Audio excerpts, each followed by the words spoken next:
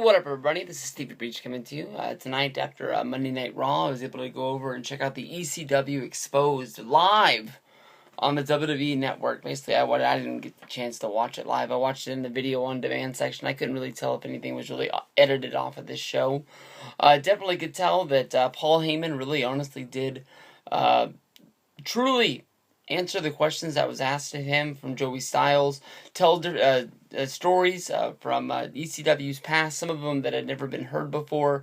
If you've seen the rise and fall of ECW, if you've seen the Paul Heyman documentary, if you saw the Monday Night War special on ECW, it seems like you know just about almost everything that there was about ECW, and there wasn't really much to it. Let me first, say by the same knock that I had against the Stone Cold Steve Austin and what I heard about the other ones at SummerSlam this year is that wrestling fans don't always ask the best wrestling questions at the Q&A. Maybe it is they're just so excited to get up and ask a question to their favorite superstar, or type a question in on Twitter, trying to see if they can get their name up on the screen. But the Q&A portion of tonight's ECW Exposed show honestly was the worst part. I felt like this was a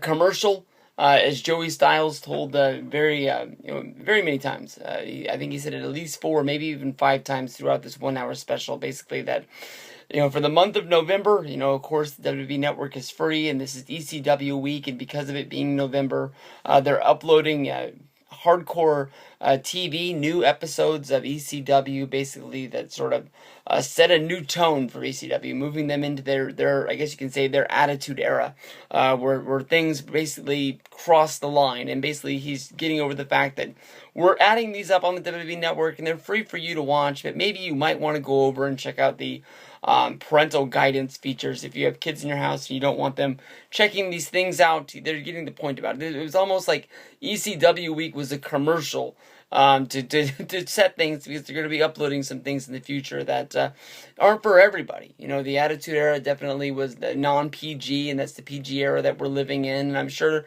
there are a lot of kids out there that did pick up the WWE Network, and their parents might not even know what they're watching on it. And basically one day they might walk in on Johnny's room and see somebody using a cheese grater on somebody's head, and I think the wrestling world has gone mad, and he's really just watching a show from the past. I will say that when I fired up my Apple TV to sit down and watch this show, when I kicked on the WWE Network, I noticed that there was not really a new menu, but new options, and I was really pumped about those. Basically, one of the biggest options that they added, basically, is if you're watching a show and you press pause and turn your Apple TV off, or you go from different things to things, that they have bookmarks now, and basically you can go back in, like last week when I watched Survivor Series 1987, I watched the first 2 matches. The Chicks match bored me to death, and I just said, I gotta go to bed after this. I was really wanting to watch this show, I really wanted to see the main event, but I didn't make it, and I just don't think that tonight's the best night to watch this. So basically I had to write down on a piece of paper what the time bar said on my screen, so basically the next night I can come to my screen and press fast forward and try and get as close as I could to that one point. The fast forward and reverse feature is one of the worst features on the WWE Network. It's not like Netflix. Basically, if you hit fast forward, the screen goes black. All you see is the time bar on the bottom. You don't have anything to go with. You just have to press play and hope that when it plays up, it's where you want to be, or you got to go back and forth until you find the right spot. Hopefully they'll get to the point of when you're watching like WrestleMania 30, you can just hit next, and there's Undertaker versus Brock Lesnar, or whatever match you're looking for. I think that's one of the next things that they need to do. But then again, they got tons of shows up, whether if it's Monday Night Raws, whether if it's SmackDowns, Nitros. This is something that I'm going to give them time with. It's coming.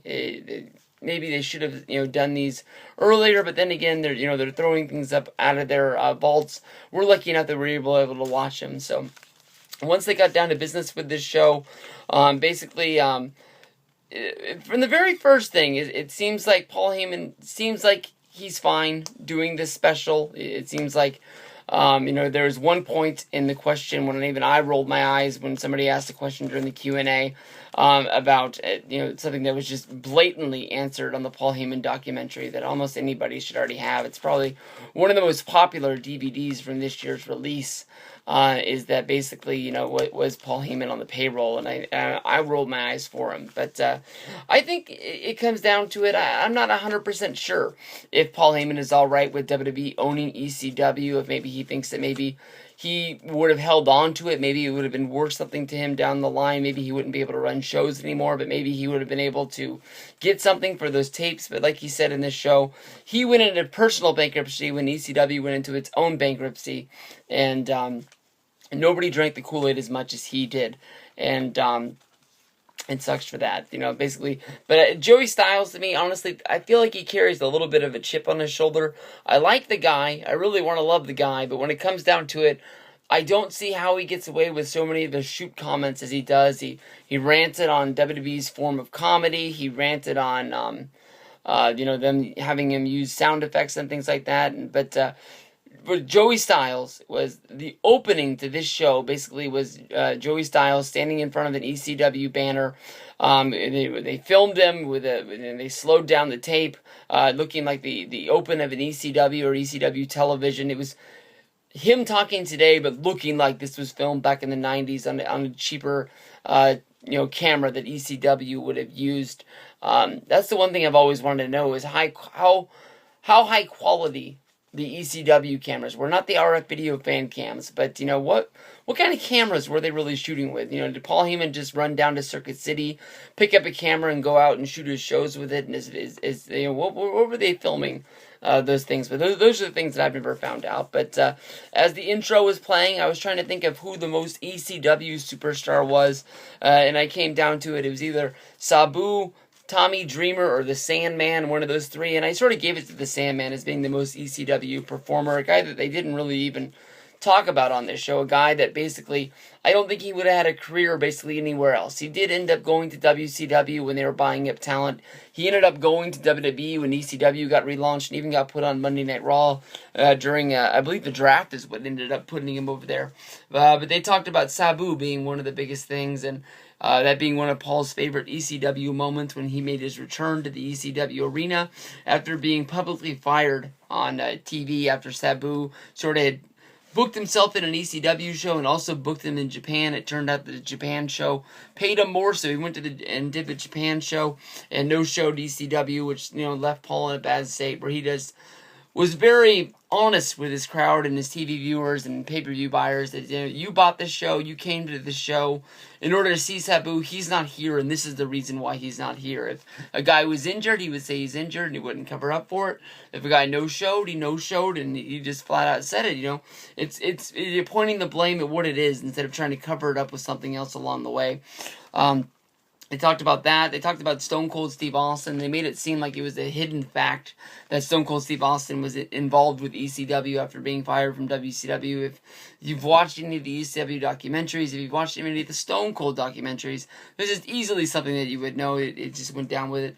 The next segment was on Brian Pillman. Brian Pillman, Paul Heyman broke down how basically Brian Pillman came up with the idea of trying to make himself a bigger deal. He wasn't really, he wasn't really breaking into the main event scene in WCW like he really wanted to. So basically, he came out with his own big master plan to sort of play the internet and play the fans. Basically get people to think that he was really released from WCW. Once he got this sort of fake release, and basically he was able to tell the fans that he showed up on ECW television. It was actually WCW that was paying Brian Pillman for him to go there and work there throughout his stay, and that's what made him, a bigger deal once he actually was able to squirm Bischoff into giving him his real release, that he was able to go to WWE and actually be a bigger star once he ended up there. They talked a lot about the guys in today's WWE that would be a big deal. Nobody got put over more than Brock Lesnar, but Paul Heyman really did give a good, strong point to basically saying that CM Punk and Daniel Bryan, if ECW would have lasted a little bit longer, more than likely would have been involved with ECW and not gone to, they didn't say Ring of Honor, but basically, not gone to Ring of Honor and become stars. Basically, they would have been involved with ECW, and who knows what would happen from there. Today, when I was thinking about what was going to go down on this special, Brock Lesnar was the one guy that I was thinking of. I know that he made his debut in WWE in 2002. I think that he was involved with developmental for 2 years. That would make that 2000 is when this guy got signed. I know that Jim Ross has gone into detail saying how hard it was for him to go to Minnesota and how hard it was for him to recruit and sign Brock Lesnar, and then once they signed him, get him involved in developmental and get his mind state into trying to become a big professional wrestler. It was almost like they were having to break down and recode Brock Lesnar for what he was. But I just wonder what it would have been like, and Paul wondered as well, what would have happened if Brock Lesnar would have been involved with ECW, and would they even had a chance to get close to him to sign him. They had Eddie Guerrero on there, basically thanks to his documentary, talking about the Eddie Guerrero versus Dean Malenko, known as one of the greatest ECW matches of all time. This, of course, was the Eddie and Dean Classic, which was a 2 out of 3 falls, their last match, which was on TV. It ended up in a draw and a very, very cool finish. You can see this on the Eddie Guerrero DVD, on many of the ECW DVDs. This isn't a hard match to find, and if you've never seen it, go out of your way to make sure you watch this. They showed it at WWE. Don't try this at home, much like when you buy a WWF or WWE DVD before the menu screen comes up. It's one of those things that you just can't skip. They played one of those on here. They go into detail about the Dudleys. I thought it was pretty weird that they named all the Dudleys besides for Bubba Ray, Devon, and Spike was at last of the list. And you'd think that since they were the easier ones that everybody knows, they would be at the top of the list since they're the most popular. But they stuck them at the bottom. Not the biggest knock, but it just was a little bit.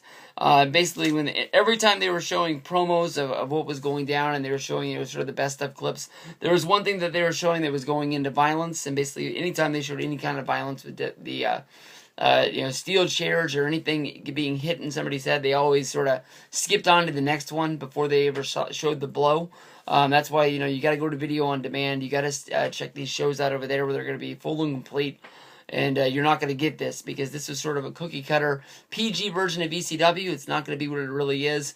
If you've never seen it, and I really think that it's really impossible that you never have, this is probably the most popular WWE DVD to ever be released. The Rise and Fall of ECW is going to be put up on the video-on-demand section of WWE Network on Friday. At the end or the conclusion of SmackDown, you're going to be able to watch this. They made this scene was that they were never going to put these ECW shows on the actual WWE Network live stream. Is if you want to watch these, you have to go into the on demand.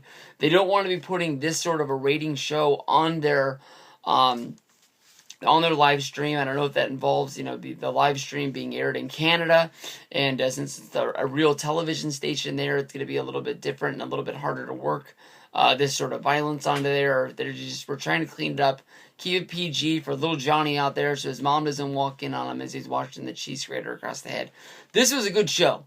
I don't think I gave it the great emotion that it was. This was better than I thought it was going to be. It could have been better. It could have definitely been better if it was longer. If they didn't do the Q&A, it would have been better, and just let Joey and Heyman just run with the flow. Show some classic stuff, talk about it, tell a story that we've never heard before, and just get us to the meat and potatoes, and that would have been good stuff. But WWE Network, go check it out. It's ECW Exposed. Great show.